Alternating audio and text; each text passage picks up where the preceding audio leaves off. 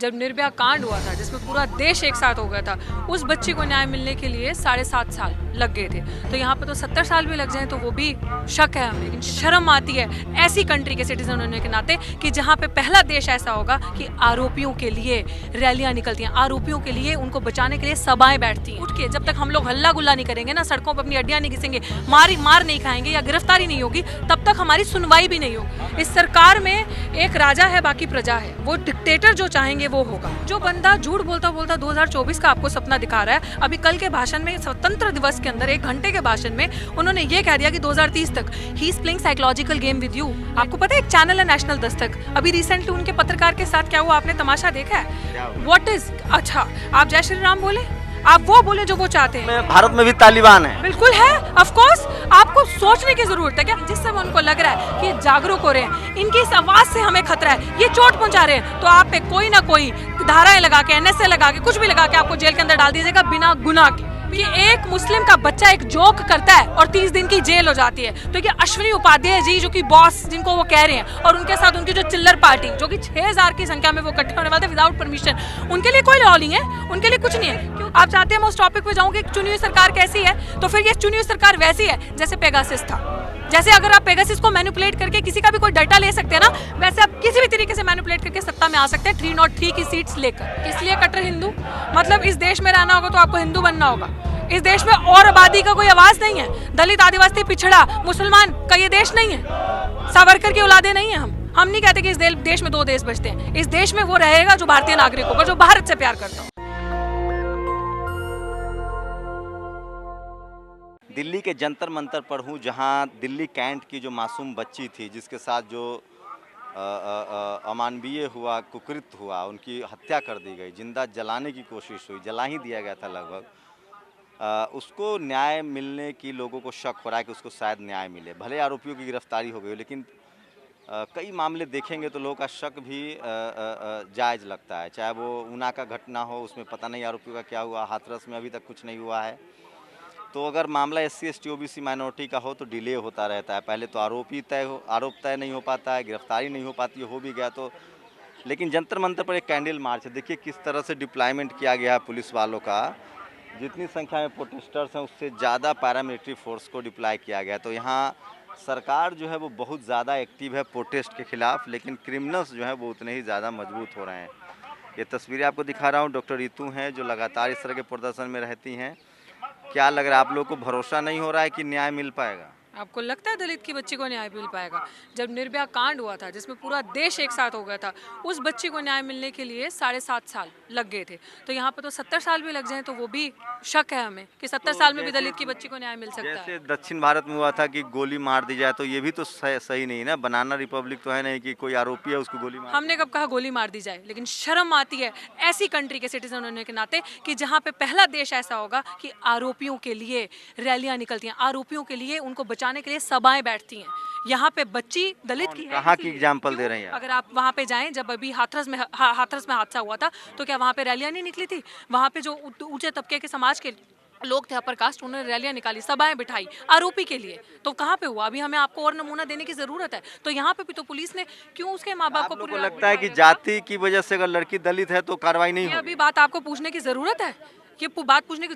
कौन सा ऐसा अगर दलित के साथ अट्रोसिटीज होती है किसी भी तरीके की, कहाँ कार्रवाई होती है? वो चाहे जीते जी जातिगत भेदभाव का शिकार हो, चाहे मरने के बाद। कहाँ पे आप मुझे बता दीजिए अभी तक बिना पैर घिसे, बिना अड्डियाँ घिसे, हो सकता है जान भी चली जाए। मुझे आप एक जगह बता दीजिए कि सीधे तरीके से प्रशासन या पुलिस या इवन की दिल्ली का चीफ मिनिस्टर जो भी है वो सामने से उठ के, जब तक हम लोग हल्ला गुल्ला नहीं करेंगे ना, सड़कों पर अपनी अड्डियाँ नहीं घिसेंगे, मार नहीं खाएंगे या गिरफ्तारी नहीं होगी, तब तक हमारी सुनवाई भी नहीं होगी। हाँ मैडम, आपको भी ऐसा लगता है? बिल्कुल 100%।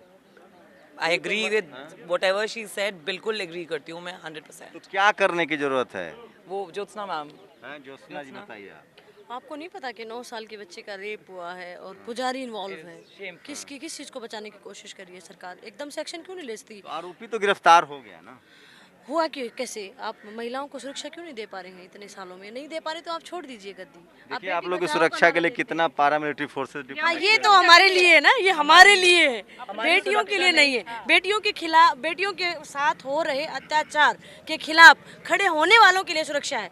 वो तो किसानों के साथ भी है, आप जाके दीजिए, देखिए 500 किसान पे 5000 फोर्स है, तो ये उनके लिए है, हमारे आपको लगता है कि सरकार बचा रही है इस तरह के आरोपियों को जो रेपिस्ट हैं? Absolutely absolutely. अभी रितु ने बताया तो कि निर्भया जो हुआ था वो तो 23 साल की थी, ये तो बच्ची है 9 साल की।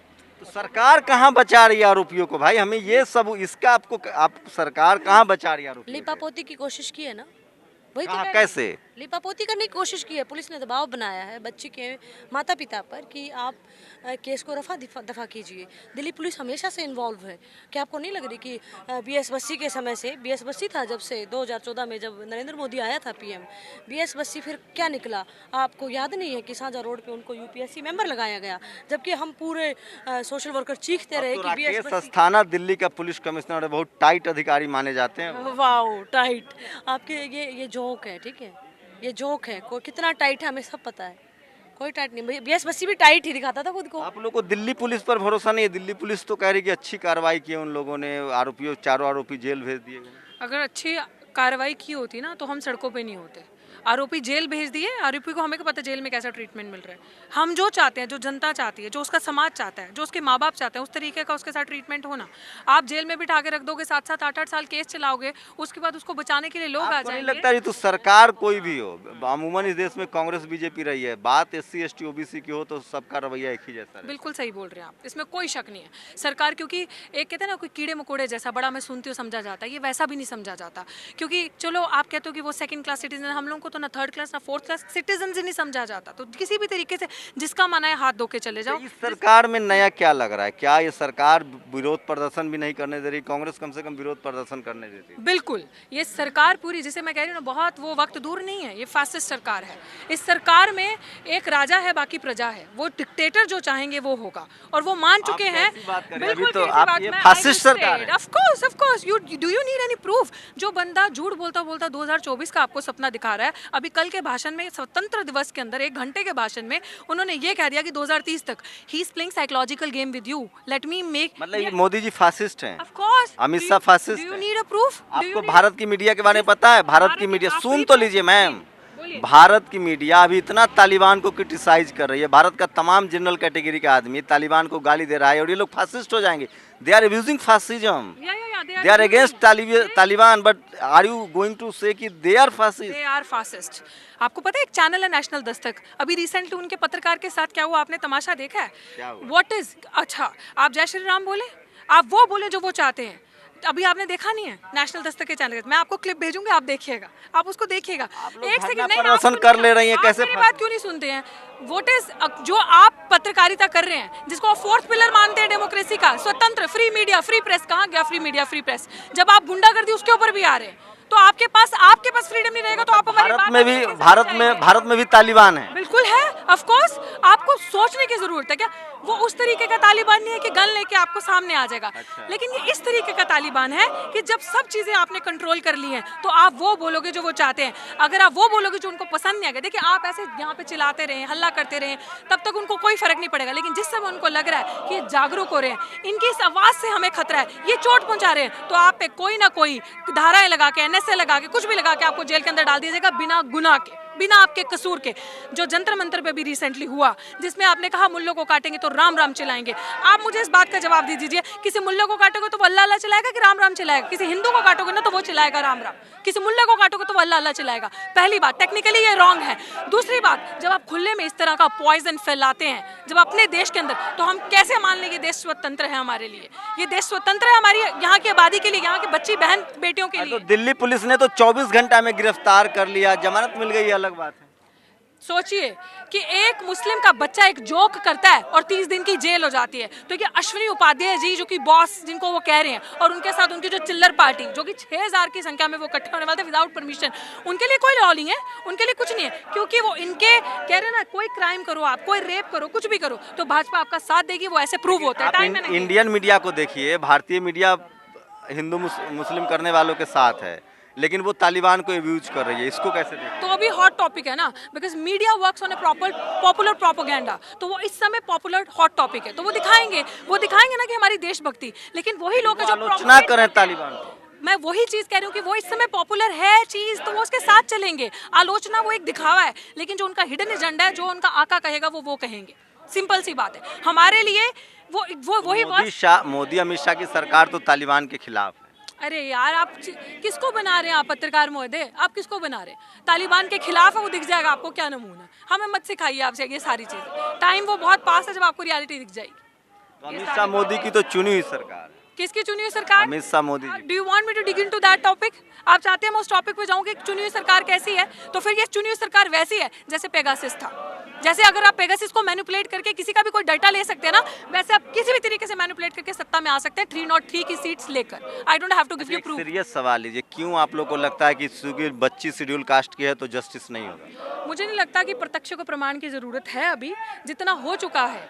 जब आपको मतलब आपके लिए दलित की बेटियां या दलित बच्चा, ये सबसे पहले हम लोगों को तो थर्ड क्लास सिटीजन भी नहीं समझा जाता, तो हम लोगों के लिए इट्स वेरी इजी कि जैसे मैंने आपको स्टार्टिंग में बताया कोई भी आए हाथ धो के चला जाए।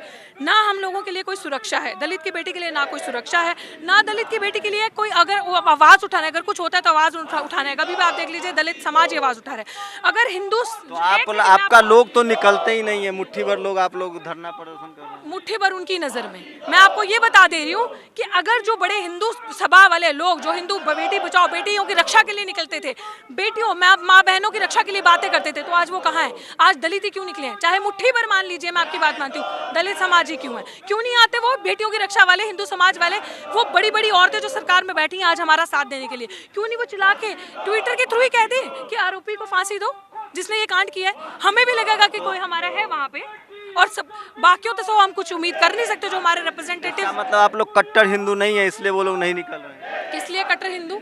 मतलब इस देश में रहना होगा तो आपको हिंदू बनना होगा।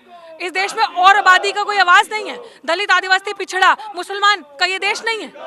सावरकर की औलादे नहीं है हम नहीं कहते कि इस देश में दो देश बचते हैं। इस देश में वो रहेगा जो भारतीय नागरिक होगा, जो भारत से प्यार करता हो, सीधी सी बात। तो डॉक्टर रितु हैं, इनके बात को समझने की कोशिश कीजिए। इस देश ने ऐसी व्यवस्था की है कि अगर आप SC ST OBC माइनॉरिटी हैं तो आपके लिए न्याय मिलना बहुत मुश्किल है, क्योंकि मीडिया, जुडिशियरी, ब्यूरोक्रेसी हर जगह जाति विशेष और धर्म विशेष के लोगों का कब्जा, और देश जो है वो जातियों में बट रहा है। सॉल्यूशन क्या है रितु? क्या करने की जरूरत है? क्योंकि बातें बहुत, आलोचना हम सब लोग करते हैं, सॉल्यूशन क्या लग रहा है?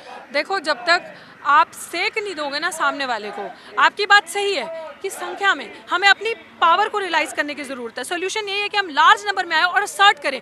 आपकी एजुकेशन का कोई फायदा नहीं है, because I personally believe that education and agitation should go hand in hand. Baba Saheb ने कहा था कि आप ऑर्गेनाइज होइए, एजिटेट कीजिए। आपका फायदा ही कोई नहीं है कि अगर आप पढ़ लिख के आप अपने कंफर्ट जोन में बैठ गए। हमारे 131 जो रिप्रेजेंटेटिव्स हैं वो बैठे हैं पावर में, लेकिन हमारे लिए कोई फायदा नहीं है, हमारे लिए वो कुछ नहीं कर रहे हैं। तो हम अपनी आवाज़ कैसे किसी को सुना सकते हैं? सिर्फ एक हमारे पास प्रोटेस्ट और एजिटेशन ही है जो जिससे हम अपने राइट को असर्ट कर सकते हैं। और मुझे लगता है अगर आप घर बैठ के सोचो कि कुछ होगा तो सड़ के मरने से अच्छा बाहर निकलो, लड़ के मरो। ठीक है, ये आपके पास। आपको आज तालिबान दिख रहा होगा टीवी पर, तालिबान की खूब आलोचना भी हो रही है, लेकिन मैं बता दूं भारत एक जातिवादी तालिबानियों का देश है। यहाँ जाति के नाम पर लोगों को मारा काटा जाता है, जाति के नाम पर शोषण होता है, रेपिस्ट की भी जाति देखी जाती है। अगर आरोपी जाति विशेष का है और विक्टिम जाति विशेष की है तो आरोपी के साथ भी लोग खड़ा होते हैं। तो इस देश में भी जो तालिबान है उसको हम जातिवादी तालिबान कहते हैं, और उसी के खिलाफ ये धरना प्रदर्शन चल रहा है। और ये जातिवाद तालिबान के खिलाफ न तो आपको टीवी दिखाएगा न अखबार दिखाएगा, क्योंकि इस देश की मीडिया, जुडिशियरी, ब्यूरोक्रेसी, बिजनेस और ये तमाम लोग जातिवादी तालिबानियों से भरा हुआ है जो अपने खिलाफ आवाज़ नहीं उठा रहा है। अगर आपके अंदर भी किसी तरह का तालिबान है, चाहे वो जाति के नाम पर हो, चाहे वो धर्म के नाम पर हो, चाहे वो लिंग के नाम पर हो, तो उस तालिबान से निकलिए, क्योंकि तालिबान इस देश में भी है। बस फ़र्क इतना है कि वो जातिवाद के रूप में है, और जिसकी आलोचना न तो टीवी कर रही है न मीडिया कर रही है। नेशनल दस्तक की यही लगातार कोशिश है। जिस तरह से अभी तालिबान की आलोचना इस देश के टीवी, अखबार और तमाम अपर कास्ट लोग कर रहे हैं, उसी तरह से नेशनल दस्तक और हम जैसे लोग जातिवाद के रूप में जो छुपा हुआ तालिबान है उसकी आलोचना करते हैं। आप समझने की कोशिश कीजिए, हम देश को मजबूत बनाना चाहते हैं, देश को जातिवाद के तालिबान से छुटकारा दिलाना चाहते हैं। आप लोग की क्या प्रतिक्रिया, अपनी प्रतिक्रिया जरूर दीजिए। कैमरामैन आशीष के साथ शंभू कुमार सिंह, नेशनल दस्तक, दिल्ली। नेशनल दस्तक की आपसे गुजारिश है कि अगर इसको बचाना चाहते हैं तो नेशनल दस्तक को सब्सक्राइब करने के लिए रेड कलर के सब्सक्राइब बटन को दबाएं, फिर बेल आइकन की घंटी दबाएं। नेशनल दस्तक को बचाने के लिए बहुत ज़रूरी है कि हर खबर को शेयर करें, लाइक करें, कमेंट जरूर करें।